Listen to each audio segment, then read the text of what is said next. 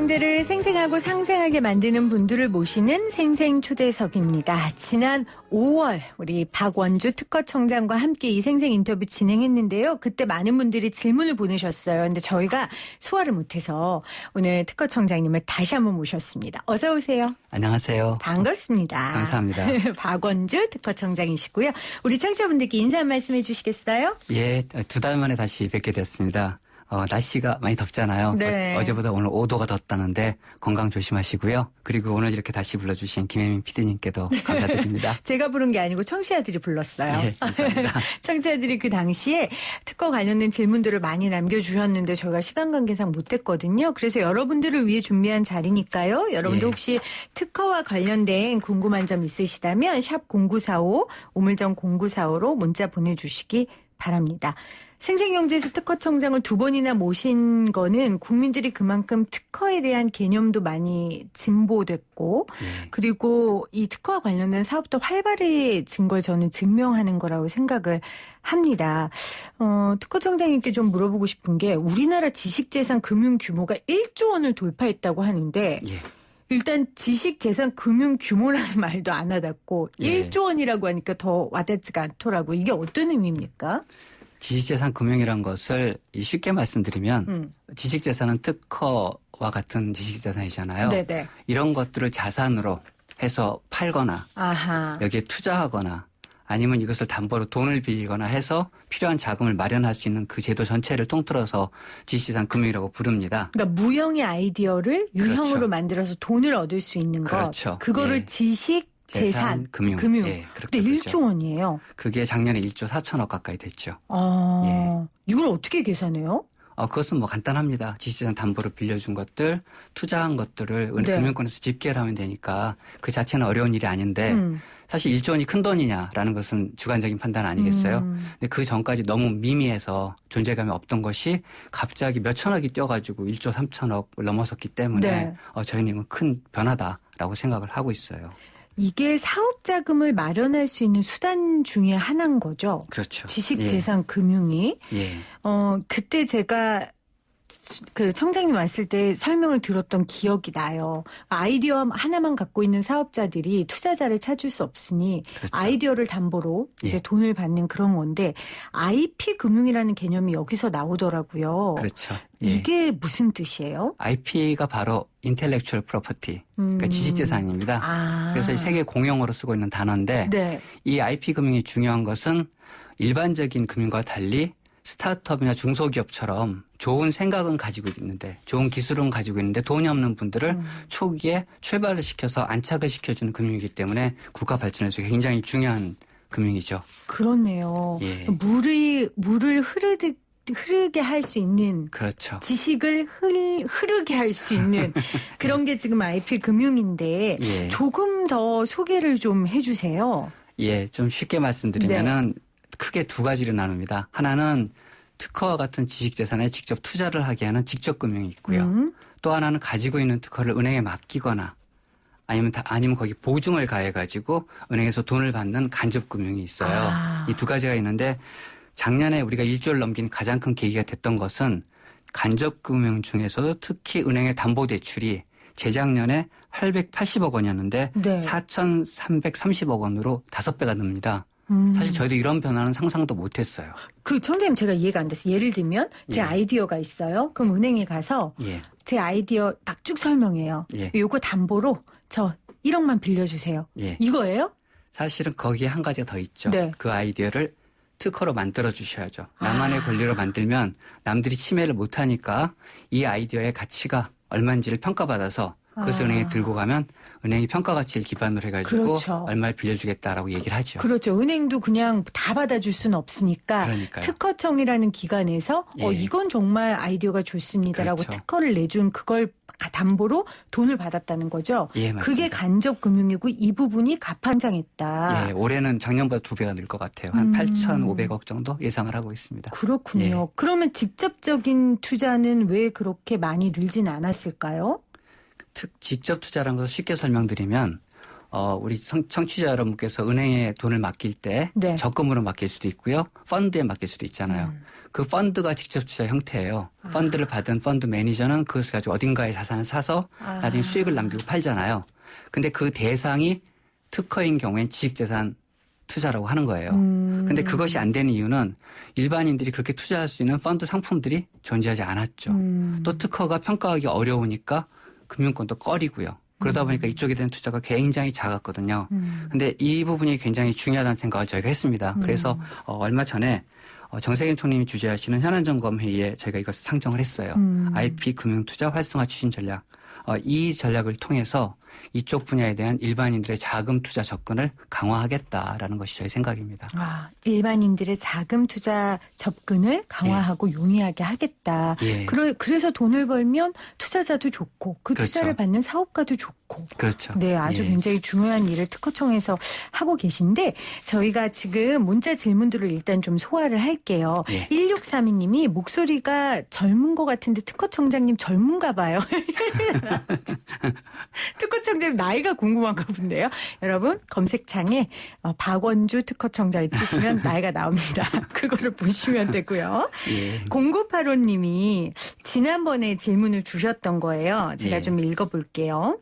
몇 년 전 국내 중소업체가 기술 개발까지 다 했는데 특허를 안 낸 건지 못 낸 건지 주저하는 사이에 일본이 그 기술을 도용해서 먼저 특허 등록을 했어요. 라는 사연이었어요. 사실 중소업체가 특허까지 신경 쓰기가 쉽지 않을 것 같은데 사실 그렇죠. 중소기업의 특허는 더 중요한 거잖아요. 낚아채 갈 수 있으니까. 예, 더 중요합니다. 예. 특허청에서 어떻게 도와주고 계세요? 사실 지금까지 특허청은 국민들한테 특허를 내주는 기관, 라이센싱 기관으로 이해를 많이 받았어요. 그러다 보니까 한국에 특허를 내는 것에 방점을 뒀죠. 근데 재작년에 저희가 생각을 해보니까 우리 기업들 대부분이 수출을 하는데 해외 시장에서 특허를 못 가지고 있으면 한국의 특허를 아무리 가지고 있어도 우리 상품 그렇지. 보호를 못 받잖아요. 그렇죠. 그래서 결국은 정부가 할 일은 네. 국내 특허도 중요하지만 해외 특허를 키워야 된다라는 쪽으로 생각을 바꿨어요. 그래서 그때부터 저희가 해외 지식재산 확보 전략이라는 걸 만들어서 계속 가동을 하고 있는데 거기서 핵심 지원 대상이 바로 중소기업과 스타트업들입니다. 이분들한테는 초기에 자금이 딸리기 때문에 자기 아이디어를 권리로 바꾸는 것조차도 굉장히 벅차거든요. 특히나 해외 특허는 비싸요. 내기가. 그러다 보니까 꺼리고 있고 대부분의 특허를 안 내는 이유가 돈 때문이라고도 하시더라고요. 그래서 정부가 계속 지금 상담도 하고 있고 여러 가지 컨설팅을 통해서 기업들이 좋은 특허를 해외에서 낼 수 있도록 도와드리고 있습니다. 그리고 그 외에도 네. 가장 필요한 돈. 자금이 없다는 거 아니겠어요? 그렇죠. 근데 거기에 대해서 저희가 지역에는 여러 가지 기관들을 활용해 가지고 정부가 출원 그리고 심사, 등록 여러 단계에 걸쳐서 정부 자금을 통해서 그런 애로를 해소해 드리고 있고요.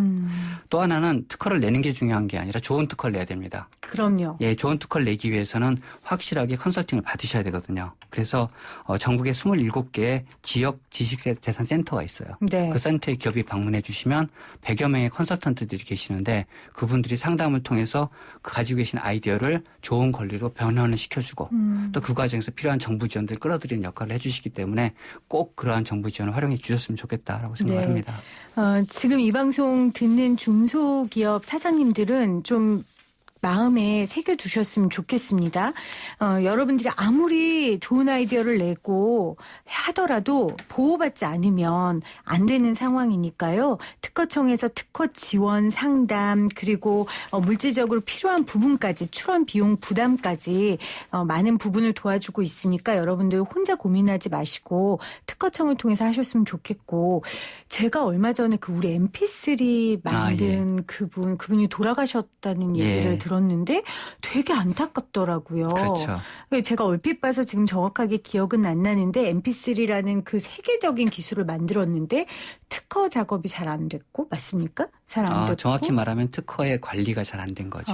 예. 특허를 내기는 했어요.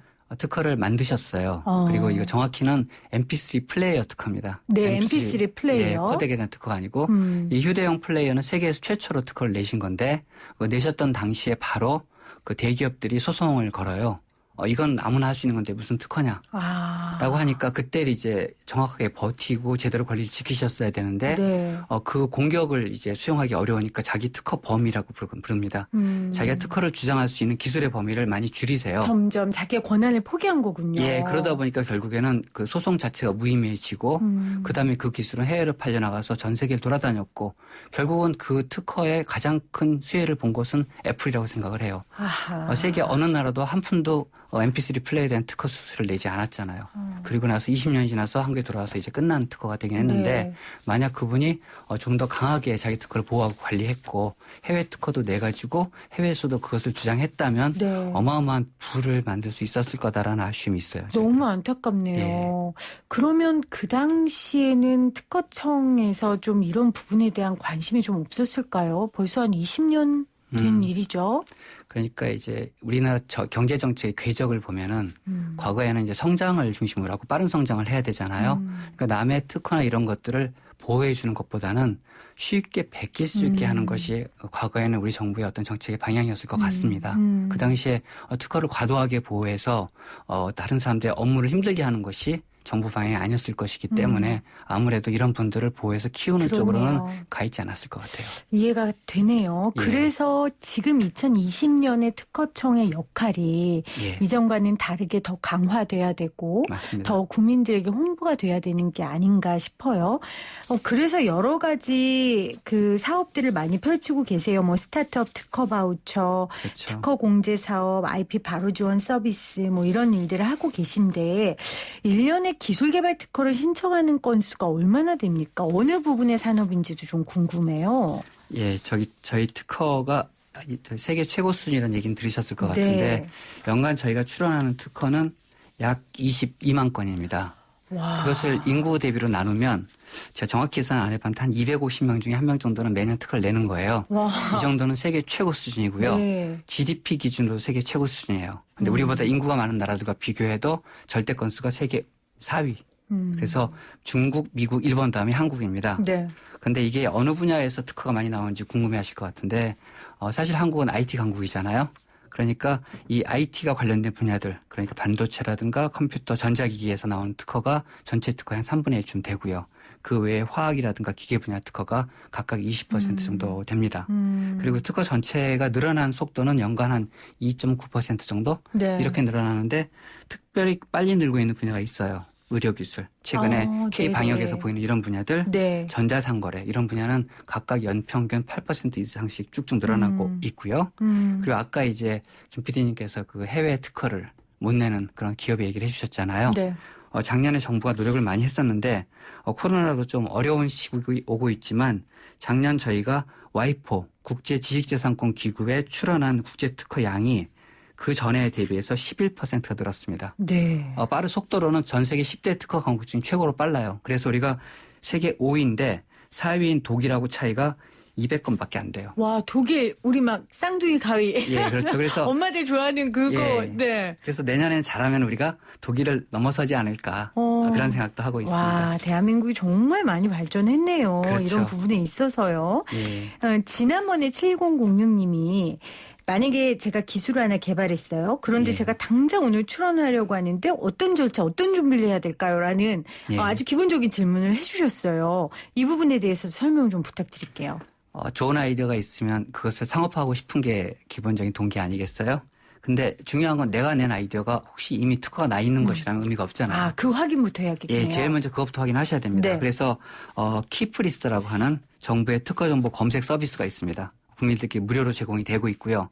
여기서 자기가 가진 아이디어의 키워드들을 넣어가지고 검색을 해보면 그와 유사한 특허들이 쭉쭉 나와요. 네. 그래서 그걸 읽어보시고 나와 다르다 싶으면 다음 단계 특허 출원을 진행을 할 수가 있고요. 특허 출원 단계에서도 본인이 스스로 할 수가 있습니다. 네. 간단한 기술 명세를 쓰셔가지고 그것을 특허로라고 하는 사이트에 제출을 하시면 끝나는 거거든요. 하지만 저라면 그렇게 안 하겠습니다. 그럼 사실은. 어떻게 하시겠어요? 왜냐하면 내가 가진 좋은 아이디어를 굉장히 비싼 가치를 갖게 만들어서 활용하고 싶으신 거잖아요. 그렇다면 그냥 내 기술을 그냥 그렇게 기술하는 게 아니라 기존의 특허와 비교해서 내가 가진 권리의 범위를 최대한 확보할 수 있게 전문적인 서비스를 받으셔야 돼요. 그걸 하기 위해서는 특허법이나 특허의 흐름을 이해하시는 분들, 특히 그 기술까지 아는 분들이 필요하기 때문에 전문 변리사들을 찾아가서 그분들한테 충분한 보상을 주고 좋은 특허로 만드는 것이 값이 싼 특허를 하나 가지는 것보다는 훨씬 더 좋은 투자입니다. 그러니까 단순하게 내가 갖고 있는 특허 등록하려는 데에 예. 너무 집중하지 마시고 그렇죠. 키프레스 들어가시면 다른 사람들이 어떤 특허 냈는지 알 수 있으니까 비교해보고 예. 보완도 하고 또 그렇죠. 변리사의 힘을 빌려서 조금 더 질이 높은 예. 특허를 출원하시는 데 더 집중하셔라. 그렇습니다. 그 팁을 우리 특허청장님께서 주셨어요. 그런데 이제 특허가 결국 아까 말씀하신 것처럼 산업으로 이어져서 돈이 되는 게 그렇죠. 그게 또 결국은 중요한 건데 예. 이렇게 많은 특허권 신청이 들어오면 돈이 될 만한 것들이 많이 있습니까? 많은 분들이 과거에는 네. 한국의 특허가 다른 나라 특허보다 못하다라고 말씀들을 하셨어요. 근데 저는 그렇게 생각하지 않습니다. 좋은 기술과 좋은 특허는 다릅니다.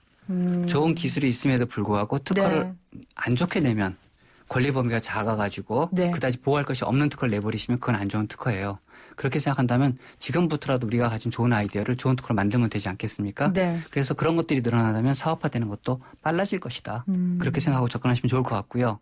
그 과정에서 많은 분들이 특허가 쓸모없다고 말하는 것은 두 가지 장벽을 해결 못해서 그래요. 첫 번째 장벽은 사업화를 해야 되는데 돈이 없어서 그걸 제품을 못 만드는 분들의 고민이 있고요. 네. 두 번째는 제품을 만들었는데 안 팔려요. 아. 그 두 가지가 꼭 특허만이 아니라 모든 그렇죠. 경우의 사업화의 허들인데 네. 이것을 풀어주는 것이 정부의 할 일이라고 생각을 하고요. 그게 IP 바로 지원입니까? 아니요. 저기 앞에 작은 문제는 아까 우리가 특허에 대한 금융 투자를 하겠다 그랬잖아요. 네. 그 네. 파트예요. 그러면 지금 말씀하신 부분은 특허청에서 어떻게 도와줄 수 있어요? 예, 특허 금융 부분은 예를 들어서 저희가 7월 15일이었나? 네. 제 1호 상품을 출시했어요. 아, 특허청발. 예, 1호 상품. 특허청발 상품을 그 와디즈 펀드에 출시를 했거든요. 아. 근데 세상에서 처음 해보는 거여서 네. 될까 안 될까 걱정이 돼서 그거를 1억 원만 출시를 해봤어요. 네. 근데 이자율은 한 2%에서 6% 사이 왔다 갔다 하는 그런 펀드였는데 출시한 지 20분 만에 동이 났어요. 와. 와디즈에선 거의 처음 있는 일이라고 그러더라고요. 그래서 놀라서 저희가 급하게 한 2억을 더 얹어 3억짜리 제품을 만들어서 다시 보강해서 내놨는데 그것도 이틀 만에 끝나버리더라고요. 그래서 2, 3억 펀드를 계속 만들 겁니다. 그러니까 예를 들어서 돈이 필요하시면 그런 펀드를 가셔서 거기서 자기 특허를 상품화하는 방법도 있고요. 그 외에 저희가 가지고 있는 직접 투자를 유도하는 그 툴들이 많아요. 뭐 직접 피칭을 해가지고 네. 투자자를 이끌어드린다든가 직접 투자 상품들을 찾아서 거기에 자기 상품을 집어넣는다든가 그런 것들이 있으니까 거기서 자금 부족 문제를 해결하시면 좋겠고 안 되면은 그냥 자기가 가진 특허를 담보로 은행에서 빌릴 수 있게 저희가 도와드릴 수 있으니까 가치 평가를 정부에서 받으시면 그 가치를 기준으로 은행에서 돈을 빌려주거든요. 그쪽으로 하시는 것도 방법이고요. 이런 여러 가지 툴로 과거보다는 더 쉽게 자금을 확보할 수 있게 도와주는 게 저희 역할입니다.